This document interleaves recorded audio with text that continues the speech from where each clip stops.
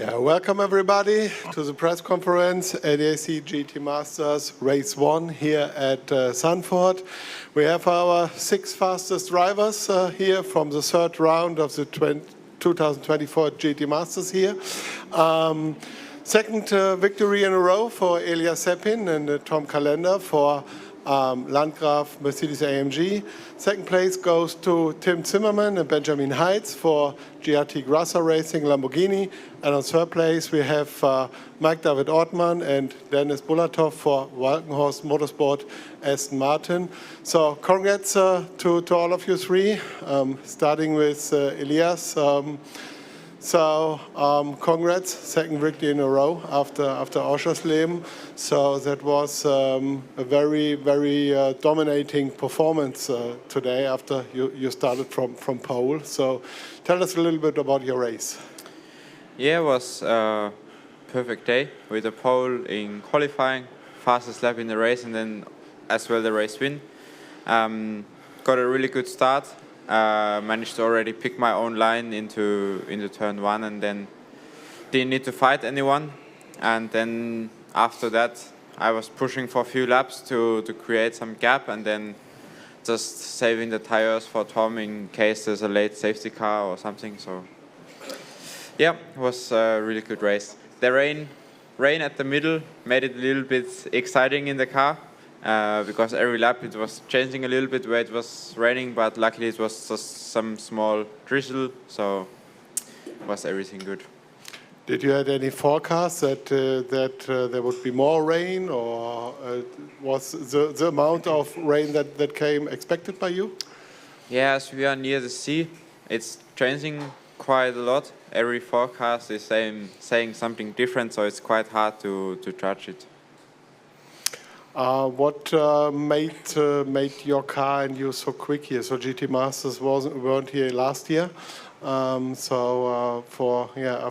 1 year break, the series is back.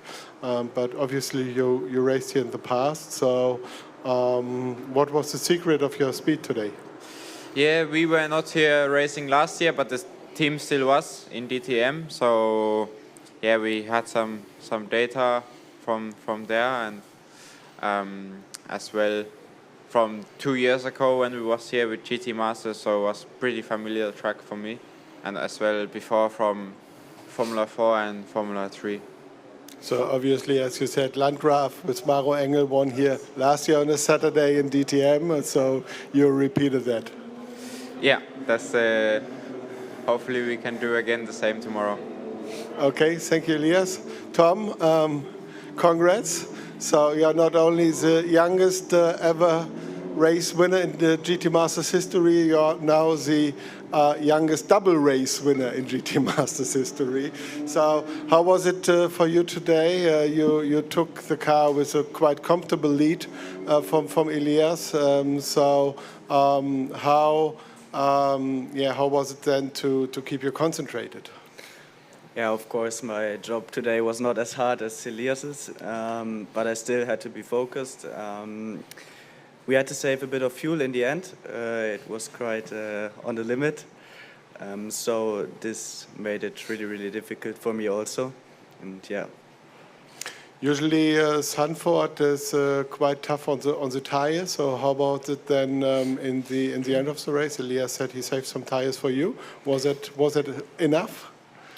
Yeah, at the beginning it was okay, really good actually. I was able to put some good lap times in, but then after some laps I felt a drop.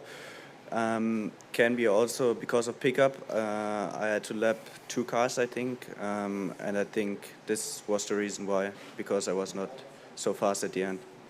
It's your first season this year in GT3 racing, so how did you like, or how do you like the Zandvoort track in the Mercedes-AMG? Yeah, it's a special track with the bank corners, the last corner and turn 3. So this makes the track really, really special. And it's of course also great fun with a lot of fast corners like here, turn 7. Yeah, I like the track. Okay, and maybe you have some more cars to take over in tomorrow's race, or maybe not. I don't hope so. Okay, thank you. Then moving on to our second place drivers, starting with you, Benjamin. So, yeah, first time on the GT Masters podium this year. How does it feel? Well, it feels good being back in the podium, getting some valuable points for us for the championship. So, yeah, the Mercedes was flying. We hope tomorrow to get better pace so we can fight for the first positions. In general, are you satisfied with the speed of your car? So Lamborghini was traditionally quite quick here around Zandvoort. Yeah, it was okay. Then with the BOP change, really affect us, and the Mercedes got a big boost. So let's see tomorrow if there's another change to balance things a little bit more. Okay, thank you, Benjamin. Tim, how was your race? There was quite a really big gap to the Mercedes, so nothing you could really do at the end. I think the main problem with the Lambo is that we are struggling with the rear deck of the tires. Especially in the end, it was like driving on ice, and I mean it's quite depressing to hear they were fuel saving in the end and were able to do this pace. So yeah, we definitely need to look into this and need to find some 10th. And in general, are you happy now with the general performance, except not counting the car in front? I mean, yeah, they are good. It's good to be back on the podium. There are important points, obviously, to take from this race. But yeah, pace-wise, we are struggling, and that's why I'm 50% happy. Okay, then we see what tomorrow will bring in maybe different conditions. Yeah. Thank you, Tim. Now moving on to our third place drivers. First podium for Walkenhorst Motorsport in GT Masters history. It's also been quite a while since Aston Martin was on the podium. So when Tom, our winning driver today, was 4 years old, that was the last time Aston Martin was on the podium in GT Masters in 2012. So you set that record straight. Dennis, starting with you.